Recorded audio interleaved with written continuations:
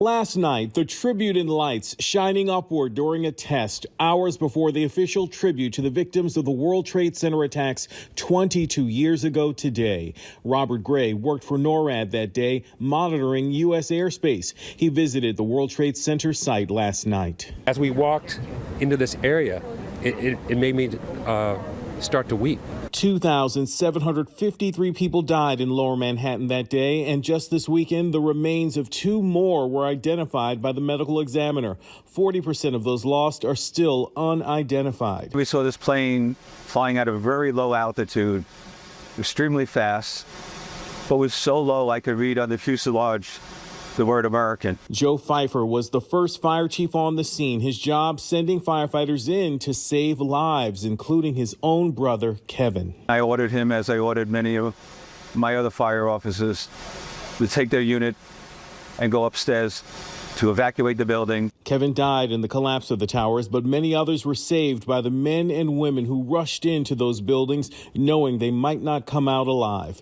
James Brosey, president of the Uniformed Fire Officers Association, lost his father, a fire department lieutenant who responded to the scene. He died just this year from a 9/11 related cancer. 341 members of New York's fire department have now succumbed to ground zero related illnesses. Unfortunately, the exposure of that day and the days that followed during the rescue and recovery efforts have really started to take its toll. My brother was also in the collapse at the time. He has some other debilitating side effects from that exposure as well.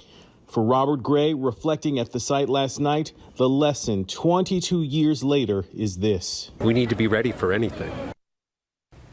The testing of remains all these years later is part of a solemn pledge to keep identifying victims for as long as it takes so that the families of as many victims as possible can have closure. ABC News Live will bring you coverage of today's remembrance services throughout the day. Derek Dennis, ABC News.